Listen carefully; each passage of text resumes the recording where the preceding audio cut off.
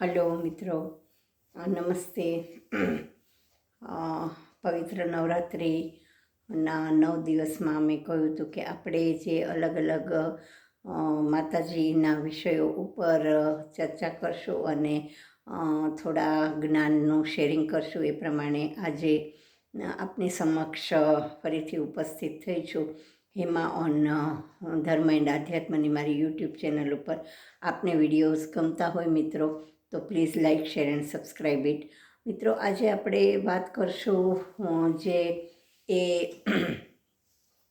આપણે ચંડીપાઠ અને માતાજીના અલગ અલગ નામાભિધાન અને એના અલગ અલગ સૂત્રોની. ચંડીપાઠ એક બહુ જ સરસ એક પેલું છે અને એમાં ખૂબ સરળ ભાષામાં ખૂબ સરસ રીતે માતાજીની સ્તુતિ અને એના ગુણાનુવાદ કરવામાં આવ્યા છે.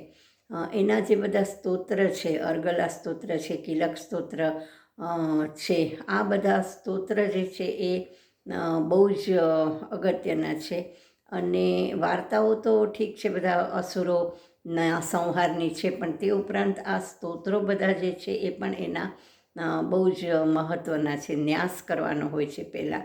હવે મિત્રો, આપણે માતાજીના નામાભિધાનની વાત કરીએ તો આ જે સ્વરૂપો છે એ હકીકતમાં માતાજી એક જ છે, પણ એના આ અલગ અલગ સ્વરૂપો ને અલગ અલગ નામ છે.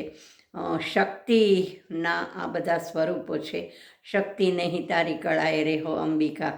એટલે તો જેમ કે આપણે કહીએ તો મહિષાસુરને માર્યો એટલે માં મહિષાસુર મર્દિની બની. દુર્ગને માર્યો એટલે માં દુર્ગા બની. પછી ચંડ મુંડને માર્યા એટલે ચામુંડા પડી. પછી આ જ રીતે માનું ચંડિકા સ્વરૂપ આવ્યું.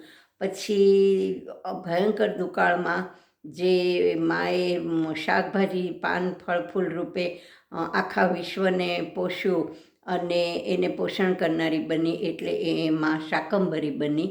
એટલે આ રીતે જે માના અલગ અલગ સ્વરૂપો ને અલગ અલગ રૂપો છે, એ પણ કહેવાનું તાત્પર્ય એટલું જ છે કે આ આખા ચંડીપાઠ કે માના નામાભિધાનનું એક હેતુ કે તાત્પર્ય એટલું જ છે કે જ્યારે અસુરો ઉપર દૈવી તત્વનો વિજય મેળવવો હોય, કે જ્યારે આસુરી શક્તિ ઉપર દૈવી શક્તિ ને પ્રસ્થાપિત કરવી હોય, ત્યારે શક્તિ વગર ચાલતું નથી. શક્તિની અનિવાર્યપણે હાજરી જોઈએ છે અને આ શક્તિને લીધે જ આ દેવત્વની જીત થઈ છે.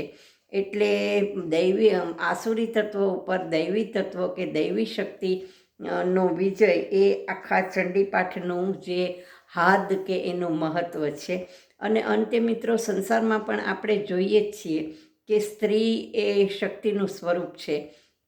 અને જ્યારે પણ કુટુંબમાં છે, સમાજમાં છે, ગમે ત્યારે જ્યાં કટોકટીની કે ભયની કે જ્યાં લડી લેવાની વાત આવે, ત્યાં હંમેશા પુરુષ કરતાં સ્ત્રી વધારે સબળ અને મનોબળવાળી અને સશક્ત સાબિત થતી હોય છે.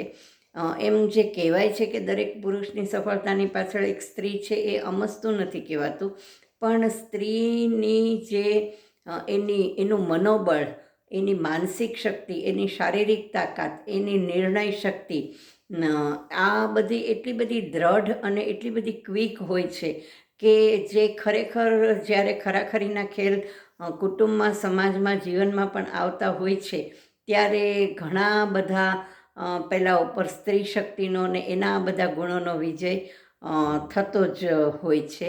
તે ઉપરાંત આપણે જો ઇતિહાસમાં જોઈએ કે પુરાણોમાં કે એમાં જોઈએ તો રાણી લક્ષ્મીબાઈ છે કે આ બધી જે સ્ત્રી શક્તિ છે, એ દરેક ક્યાંક ને ક્યાંક એણે પોતાનું, જ્યારે ખરાખરીના ખેલ આવ્યા ત્યારે એણે પોતાની જે શક્તિ છે એ પ્રૂવ કરી જ છે. શંકરાચાર્યજીની આપણે વાત કરી ગયા કે એ શક્તિમાં નહોતા માનતા, એને માતાએ પોતાની શક્તિ મનાવી. એવું નહોતું કે દેવો આ આસુરી તત્વોનો વધ નહોતા કરી શકતા કે એમાંથી મુક્તિ નહોતા મેળવી શકતા, પણ આસુરી તત્વો ઉપર દૈવી તત્વને સાબિત કરવા માટેની શક્તિની મહત્તા પ્રસ્થાપિત કરવા માટે આ આખી વ્યવસ્થાને આ આખું જે પેલું ઊભું કરવામાં આવ્યું છે કે જેથી સમાજમાં સ્ત્રી સન્માનની ભાવના અને એ જળવાઈ રહે.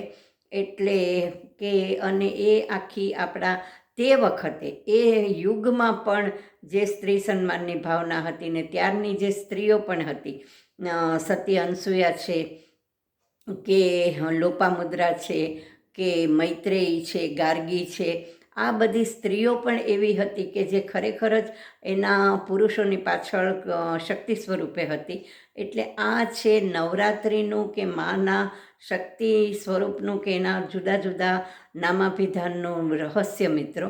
અને એ આખા ચંડીપાઠમાં એ જ વર્ણવેલું છે જે આપ ટૂંકમાં સમજી શકશો અને એનું જ્ઞાન કરી શકશો. આ અંગેના જે 13 કવચના ગરબા છે એનો આપણે હવે પછીના એપિસોડમાં લઈશું કે એનું કેટલું સરળીકરણ ચંડીપાઠનું છે. આપને વિડીયો ગમ્યો હોય, ઉપયોગી લાગ્યો હોય મિત્રો, તો please like, share and subscribe it also.